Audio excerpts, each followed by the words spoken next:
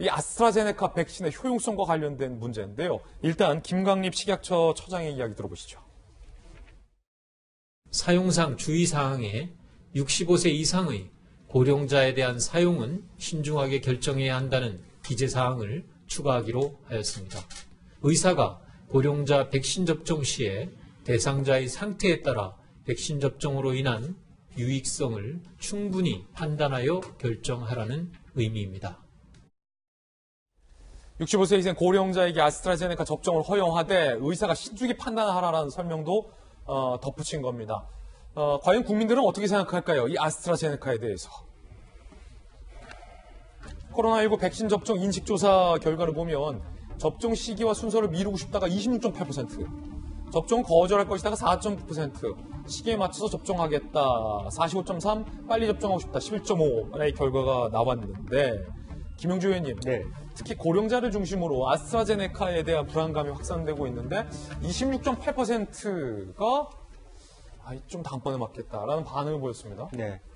그거는 어떻게 보면 우리 정부가 이런 부분들을 키워온 거 아닌가 그렇게 생각이 들고 그 정도 그전에는 백신을 확보하기 전에 사실은 다른 나라의 부작용을 보고 하겠다는 얘기를 했었고 또 식약처조차도 신중하게 결정하는 것 또 그 책임을 한편으로 보면 의사한테 돌리는 듯한 입장을 가진다는 것이 사실은 지식적으로 한계가 있는 또 고령자일 경우에는 굉장히 걱정을 많이 하고 제 주변에도 저한테도 어떤 접종을 뭘 맞아야 되냐 또 한편으로는 의사들은 접종을 꺼려 하더라 이런 거의 가짜뉴스까지 포함돼 갖고 굉장히 부정적인 심리가 많고 또 단적으로 보면 빨리 맞고 싶다가 11.5%밖에 안 된다는 거예요. 사실은 우리가 지금 굉장히 코로나의 위협 속에서 우리가 가져야 될 심리는 오히려 국민의 50~60%가 내가 좀 빨리 맞으면 안 되냐 이걸 해야지 실제로 올 10월이 되는 11일 되는 국민의 60%가 말하자면 2차 접종까지 가서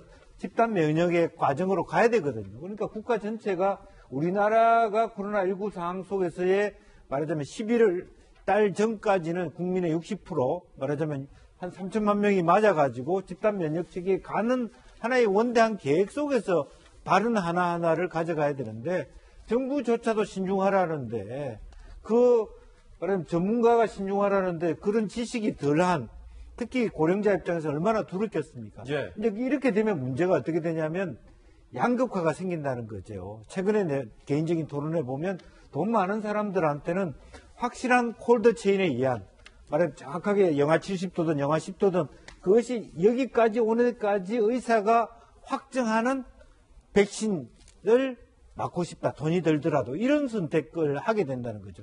그러면 마치 똑같은 조건 하에서 백신을 맞는 사람이라 하더라도 나는 그런 정보도 없고 뭐 개인적으로 어떤 친한 의사도 없는 경우에는 그냥 굉장히 불안감을 갖고 맞게 되는 그런 사회심리적 현상이 생길 수 있다는 면에서 조금 더 정부가 이 백신 정책 전체에서 조금 워딩 하나하나를 조금 정말로 그 신중함을 워딩의 신중함을 가졌으면 좋겠다는 생각입니다. 이게 처음에 우리가 백신이 늦어지니 많이 논란이 있었을 때 회사들이 면책권을 달라고 해가지고 늦어진다 이런 이야기도 있었지 않습니까?